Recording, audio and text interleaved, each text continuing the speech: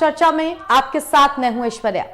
सरकार की तरफ से लगातार कभी अर्थव्यवस्था को गति देने के नाम पर तो कभी विकास के नाम पर प्राइवेटाइजेशन यानी कि निजीकरण को बहुत ज्यादा बढ़ावा दिया जा रहा है, बिना ये देखे हुए कि इस बढ़ावे से कितना ज्यादा नुकसान भी कई सेक्टर्स को हो सकता है, इसके जो परिणाम हैं वो क्या हो सकते हैं, नतीजे आगे क्या निकल सकते हैं।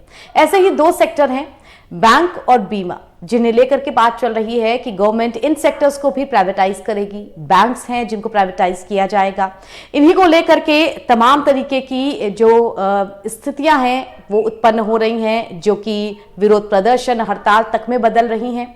हाल फिलहाल बिजली कर्मचारी भी निजीकरण की मांग को लेकर के हड़ताल पर थे।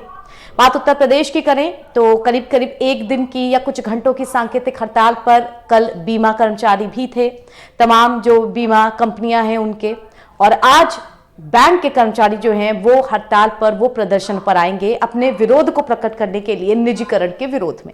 और दर्शकों, यही हमारा आज का चर्चा का विषय है, बैंक बीमा निजीकरण पर रार।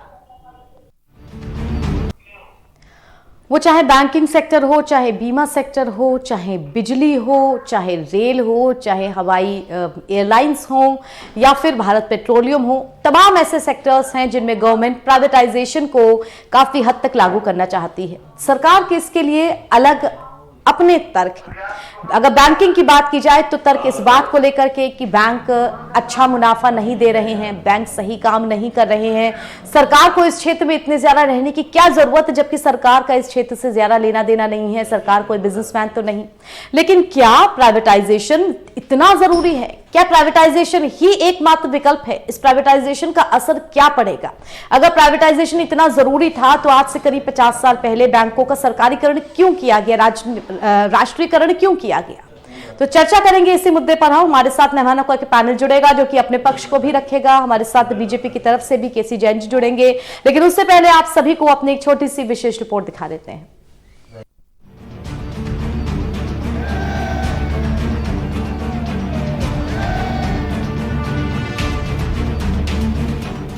बैंक और बीमा क्षेत्र में निजीकरण को लेकर सरकार के फैसले के विरोध में बैंक बीमा कंपनियों के कर्मचारियों का प्रदर्शन शुरू हो गया है।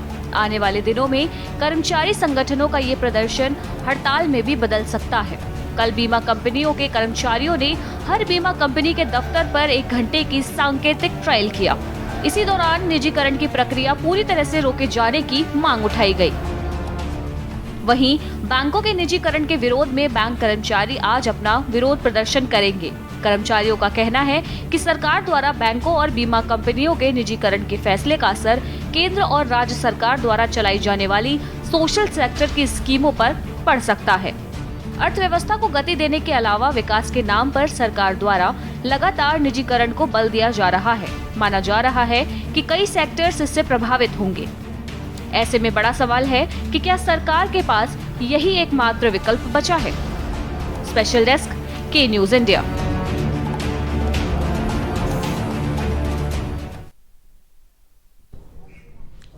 तो बैंकिंग सेक्टर जो कि बहुत ज्यादा महत्वपूर्ण सेक्टर माना जाता है, जो कि अर्थव्यवस्था की रीढ़ माना जाता है, जिस पर पूरे देश की अर्थव्यवस्था जिसके इर्द गिर्द चक्कर लगाती है, ऐसे में बैंकिंग सेक्टर और बीमा सेक्टर, अगर इन दोनों का प्राइवेटाइजेशन किया जाता है तो ये किस हद तक सकारात्मक परिणाम देगा? और क्या निजीकरण करना इतना जरूरी है? क्या हर चीज में प्राइवेटाइजेशन करना जरूरी है? क्या यही अंतिम विकल्प है? क्या सरकार इसके अलावा और बहुत सारे विकल्प नहीं ला सकती है? आखिर वो बड़े क्षेत्र जिसमें अगर हम रेल को भी ले लें, चाहे हम एयर इंडिया को ले लें, क्या चाहे भारत पेट्रोलियम को ले लें, क्या वो बड़े प्राइवेट सेक्टर जो कि अच्छा काम नहीं कर पा रहे थे, मुनाफा नहीं कमा पा रहे थे, क्या वजह ढूंढने की कोशिश की गई कि ये सेक्टर मुनाफे में क्यों नहीं चल रहे हैं? क्या प्राइवेटाइजेशन करना ही एकमात्र विकल्प बचा था? चर्चा करेंगे इसी विषय पर। हम हमारे साथ बीजेपी की तरफ से केसी जैन जी जुड़े हुए हैं, उनसे प्रश्न पूछने हैं। केसी जी, आप तक मेरी आवाज पहुंच रही है? जी केसी जी, बहुत स्वागत आपका हमारी इस चर्चा में। चर्चा आज हम निजीकरण को लेकर के कर रहे हैं। आज का जो विषय हमारा है वो निजीकरण है।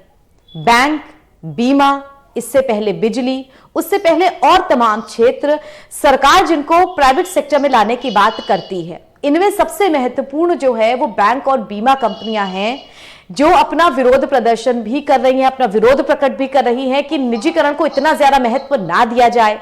क्या निजीकरण इतना ज्यादा जरूरी है जितना सरकार अपनी तरफ से तर्क देती है कि शायद ये निजी हाथों में जाएगा तो ये सही तरीके से काम करेगा? क्योंकि बैंकों का अगर हम एक छोटा सा एग्जाम्पल ले लें तो जो प्राइवेट बैंक हैं वो सिर्फ मुनाफा कमाने के लक्ष्य से अपना जो काम है उसको चलाते हैं, जबकि हमारे जो सरकारी बैंक है उनकी सामाजिक जिम्मेदारी भी बनती है।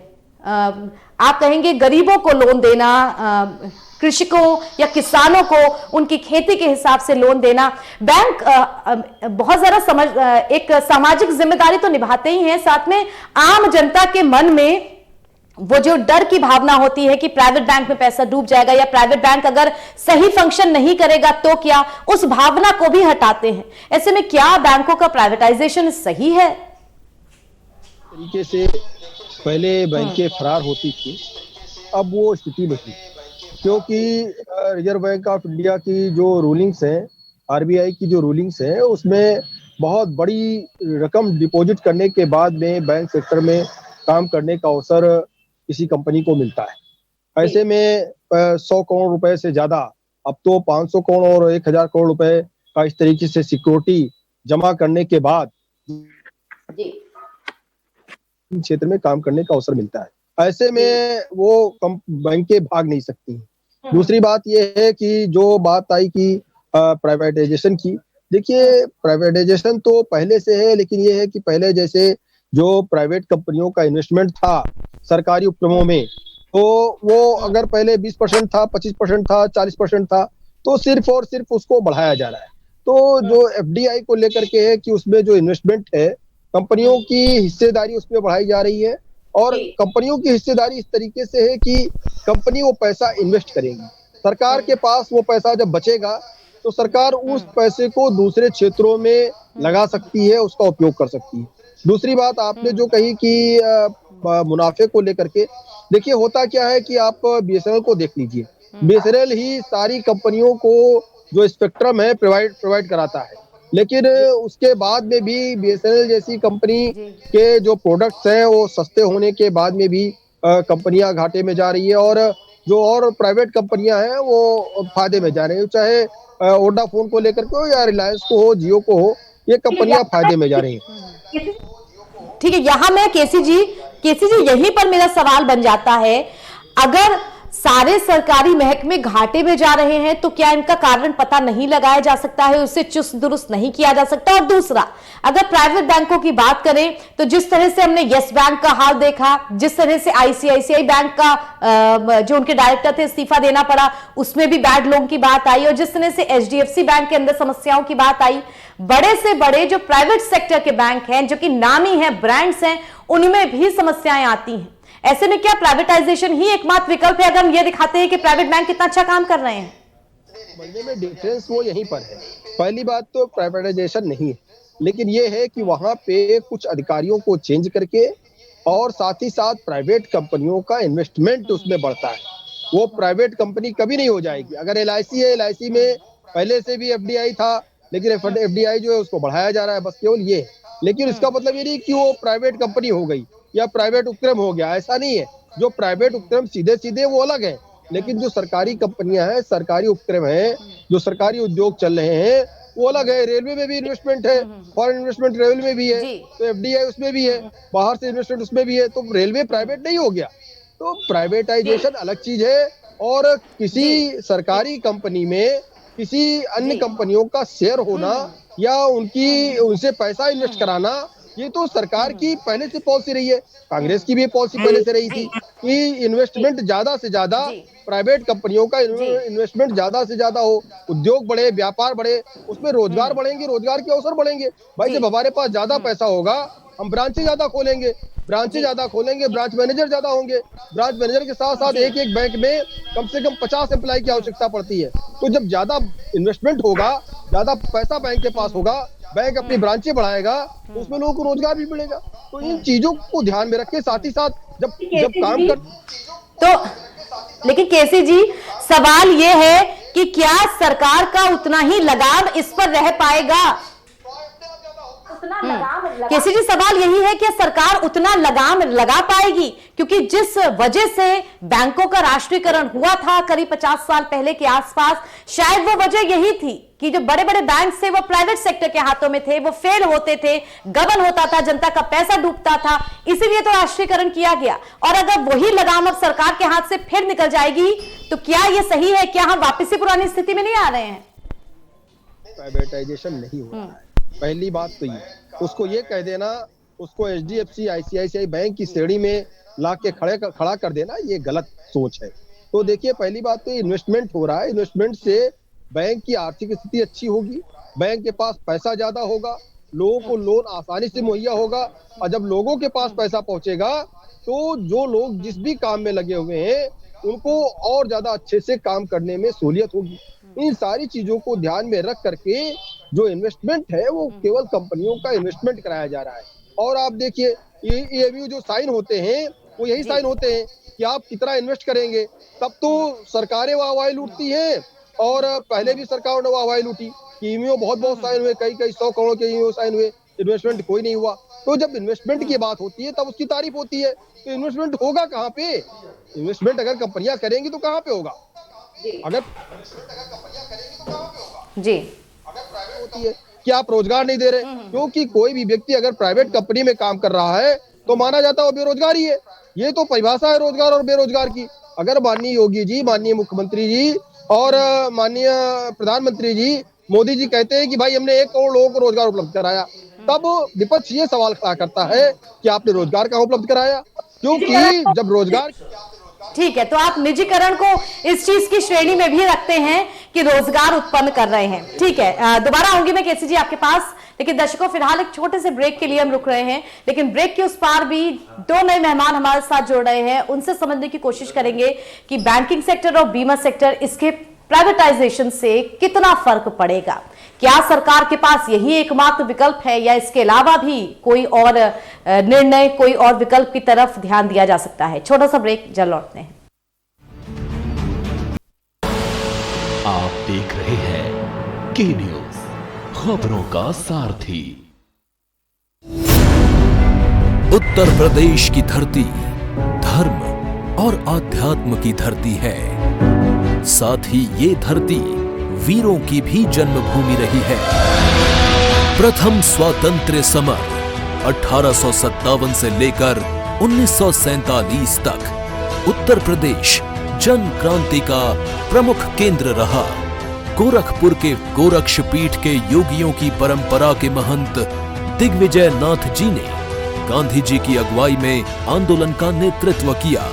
वहीं 1922 में भारत मां के सपूतों ने चौरी चौरा में ब्रिटिश साम्राज्य के प्रतीक थाने को ध्वस्त कर अंग्रेजों के शासन को चुनौती दी थी।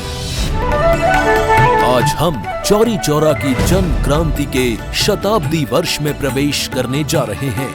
इस उपलक्ष्य में देश के यशस्वी प्रधानमंत्री श्री नरेंद्र मोदी जी द्वारा चौरी चौरा शताब्दी महोत्सव का शुभारंभ माननीय राज्यपाल श्रीमती आनंदीबेन पटेल और मुख्यमंत्री श्री योगी आदित्यनाथ जी की गरिमामयी उपस्थिति में होने जा रहा है। आइए प्रधानमंत्री जी के नेतृत्व में एक मजबूत और आत्मनिर्भर भारत के निर्माण के लक्ष्य से प्रयासों को जोड़ें। स्वरक्तः स्वराष्ट्रम रक्षेत।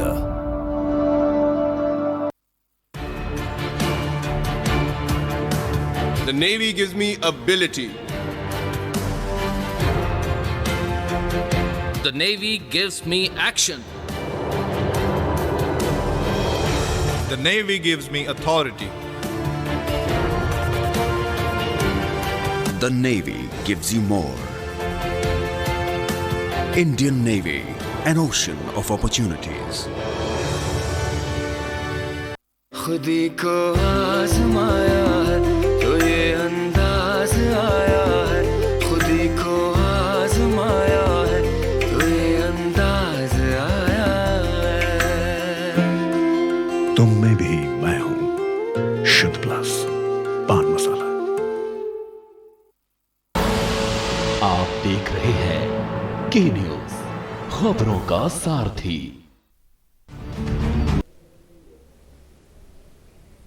ब्रेक के बाद दर्शकों स्वागत आप सभी का। बैंक बीमा निजीकरण पर राह, इस विषय पर हम चर्चा कर रहे हैं और बिना देर किए जो नए मेहमान हमारे साथ जुड़ चुके हैं, आइए उनका परिचय आपसे करा देते हैं। हमारे साथ के सिंह जी जुड़े हुए हैं, प्रदेश महामंत्री हैं एनसीबी के। बहुत स्वागत आपका के सिंह जी। और साथ ही हमारे साथ अखिलेश मोहन जी जुड़े हुए हैं, आप अध्यक्ष हैं state bank of India staff association. बहुत स्वागत अखिलेश जी आपका। सबसे पहले के सिंह जी आपके पास में आऊंगी। बैंक इनके निजीकरण की जो बात चल रही है, लगातार इस चीज का विरोध भी हो रहा है, क्या कहेंगे, क्या पक्ष रखेंगे? अभी केसी जैन साहब ने दो बातें कही। पहली तो कि जो बैंक का निजीकरण हो नहीं रहा है, फाइनेंस मिनिस्ट्री की साइट पे क्लियर लिखा है आईडीबीआई के साथ 2 पीएसबी का निजीकरण प्रस्तावित है। कौन से बैंक होंगे, उनकी क्या फाइनेंशियल स्टेटस है, वो भी वो बता नहीं रहे हैं। नंबर 2, उनका कहना है, जैन साहब ने कहा जैसा कि निजीकरण होने से एम्प्लॉयमेंट बढ़ेगा। बिल्कुल ही उल्टी बात है। निजीकरण होने से जो स्केल एम्प्लॉयमेंट है वो डाउन होता है। आईसीआईसीआई, एचडीएफसी दोनों में पर एम्प्लॉय बिजनेस ज्यादा है। क्यों है? वो रोल पे एम्प्लॉय रखते नहीं है। वो 10,000, 5,000, 8,000 मिनिमम इस जो वेजेज हैं उससे भी कम देके उस पे एम्प्लॉय रखते हैं, रोल पे दिखाते नहीं हैं। इसलिए उनका पर एम्प्लॉय बिजनेस, पर एम्प्लॉय प्रॉफिट हमेशा अधिक दिखता है। नंबर दो, वो कह रहे हैं कि अभी बैंक आईसीआईसीआई, एचडीएफसी जैसे नहीं होंगे। नहीं, वो बैंक निजीकरण के पश्चात यस बैंक और पीएमसी जैसे हो जाएंगे। हम जैन साहब से पूरी विनम्रता से उन्हें ये बताना चाहते हैं, उनसे ये प्रार्थना भी करना चाहते हैं। स्टेट बैंक की बात करेंगे तो उसकी पूंजी है 350 करोड़ और डिपॉजिट है 12 लाख करोड़।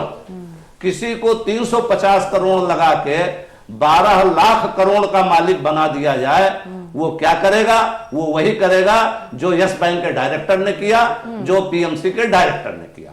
निश्चित रूप से जनता के पैसे को अपनी किसी कंपनी को लोन करेगा, अपनी किसी कंपनी के लोन के साथ वो उसको दिवालिया कर देगा, लिक्विडेशन में चला जाएगा और पैसा लेके भाग जाएगा।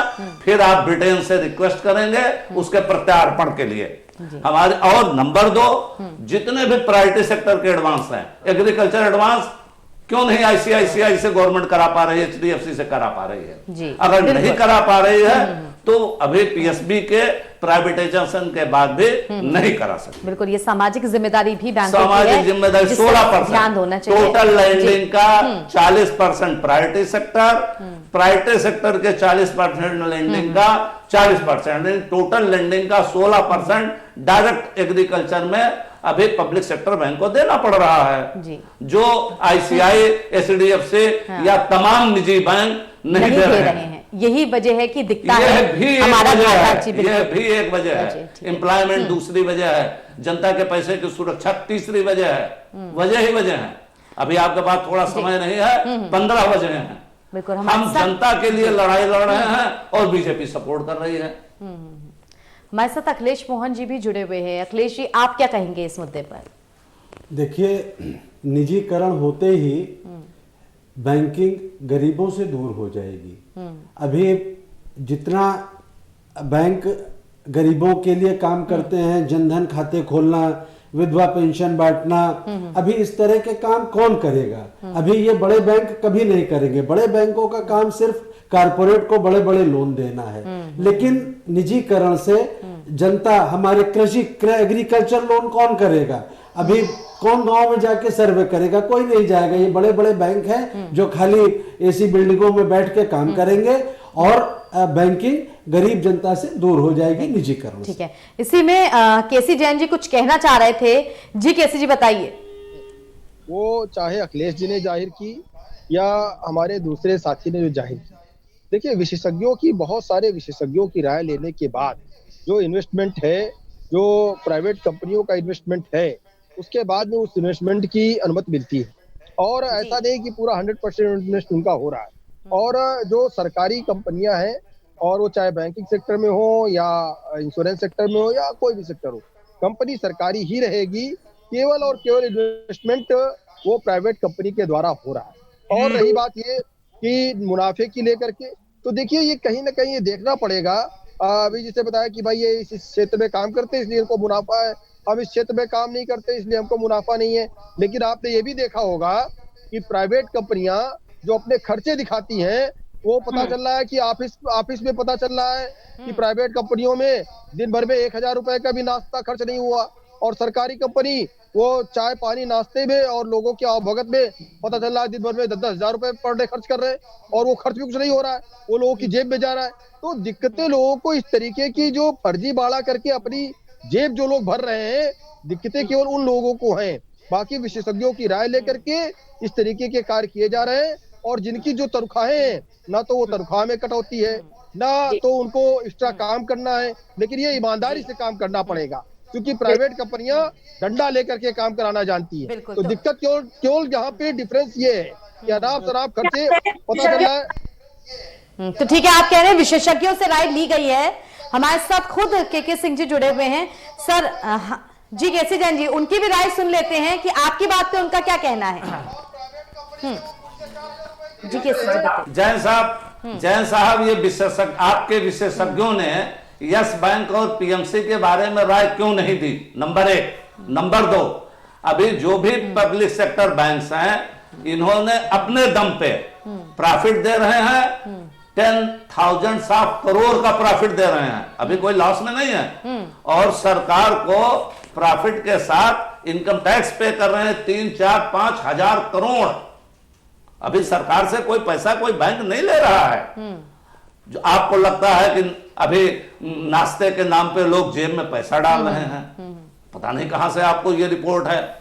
और जो भी खर्च वो कर रहे हैं, उसके साथ वो हर साल इस बैंकों में 20-25 हजार crore employment on scale basis employment दे रहे हैं, प्रॉफिट दे रहे हैं। जब स्लो डाउन था इकोनॉमी का 2007, 8, 9, अभी बैंकों ने 50,000 भर्तियां की थी, और खुद प्रधानमंत्री ने जाके कहा था विदेशों में कि स्लो डाउन में हमारे बैंक भर्ती कर रहे हैं, अच्छा काम कर रहे हैं। जनधन खाते ICI, HDFC, yes bank, axis bank क्यों नहीं आप खुलवा पा रहे हैं? बिल्कुल, आप जनधन आप चाहते हैं कि जो डीबीटी है सरकार की, ये फेल कर जाएगी, गारंटी है अगर सारे बैंक प्राइवेट हो गए। ठीक है, हमारे साथ मोहन जी भी जुड़े हुए। मोहन जी, आपके पास अपना आखिरी सवाल लेकर के, ये हमेशा कहा जाता है, तर्क ये बहुत ज्यादा सरकार की तरफ से दिया जाता है कि प्राइवेट बैंक बहुत एफिशिएंट तरीके से काम करते हैं, उनका मुनाफा देखिए, उनके कार्य करने की प्रणाली देखिए। क्या वो चीज प्राइवेट सेक्टर में ठीक नहीं की जा सकती है? क्या उसका प्राइवेटाइजेशन करना ही एक उपाय है? ये खाली कहने की बातें हैं कि प्राइवेट बैंक बहुत अच्छी सर्विसेज देते हैं। अभी प्राइवेट बैंक अगर ये कहा जाए कि बड़े लोगों को लूटते हैं, तो मैं समझता हूं कोई गलती नहीं होगी। अभी स्टेट बैंक में आदमी पैसा जमा करने आता है, 6 नकली नोट होते हैं, तो हम उसको बताते हैं कि आपके 6 नकली नोट निकले हैं। प्राइवेट बैंक कुछ नहीं बताता है, वो खाली एक स्लिप पकड़ा देता है कि आपके 20 नकली नोट निकले हैं और आपके पैसे डेबिट हो गए हैं। तो अभी ये कहने के दौर के ढोल सुहावने हैं। अभी आप उन ग्राहकों से पूछिए जो उनको डील करते हैं, खाली सलाम साहब से कोई काम नहीं होता है, सेवाएं वहां की भी बहुत ही वर्स्ट हैं। तो ये कहना कि उनकी सेवाएं बहुत अच्छी हैं, ऐसा कोई बहुत बड़ी बात नहीं है। हमारे स्टेट बैंक की या अन्य बैंकों की सेवाएं भी बहुत शानदार हैं। अभी 50-51 साल पहले जब सरकार ने टेक ओवर किया तो बैंक देश की शान होते थे। पता नहीं आज क्या मजबूरी आ रही है कि ये बैंक बोझ लग रहे हैं सरकार को, और सरकार इन्हें निजी हाथों में बेचने को तैयार है। बिल्कुल, यह बड़ा सवाल है कि जिन बैंकों का राष्ट्रीयकरण किया गया तब जिस तरह की परिस्थितियां थी, अब बिल्कुल उनसे ठीक विपरीत परिस्थितियां बना करके बैंकों के निजीकरण की बात कही जा रही है। लेकिन इसके पक्ष में कितने पॉइंट्स है, इसके विपक्ष में कितने पॉइंट है, हमने आपको ये बात बताई। फिलहाल दर्शकों, आपसे विदा लेने का वक्त हो चला है। केसी जैन जी, बहुत धन्यवाद आपका हमारे साथ जुड़ने के लिए। के सिंह जी, आपका भी बहुत शुक्रिया हमारे साथ जुड़ने के लिए। मोहन जी, आपका भी बहुत शुक्रिया हमारे साथ जुड़ने के लिए। बैंकों का निजीकरण एक ऐसा मुद्दा जो कि सीधे सीधे हमारी अर्थव्यवस्था से जुड़ा हुआ है, क्योंकि बैंक हमारी अर्थव्यवस्था की रीढ़ होते हैं। ऐसे में प्राइवेटाइजेशन या बैंकों का प्राइवेट हाथों में जाना हमारी अर्थव्यवस्था पे कितना बड़ा असर डालेगा। भले ही ये क्यों ना कहा जाए कि इन बैंकों को बैड लोन्स के चलते जो प्राइवेट है हम उन्हें कर रहे हैं, लेकिन क्या यह सवाल भी पूछा जाना वाजिब नहीं है कि बैड लोन्स के लिए ये प्राइवेट सेक्टर्स जिम्मेदार हुए ही क्यों, जब सरकार की तरफ से ये नीति चलाई गई थी 2004 से 2012 के बीच की बड़े बड़े स्टील सेक्टर्स चाहे ऊर्जा सेक्टर हो, चाहे कृषि सेक्टर हो, आप लोन दीजिए, लिबरल तरीके से लोन दीजिए, और आज बात प्राइवेटाइजेशन की आ जाती है। इसी के साथ फिलहाल की इस चर्चा से मुझे इजाजत। देश दुनिया की तमाम खबरों के बने रहिए के न्यूज के साथ। नमस्कार।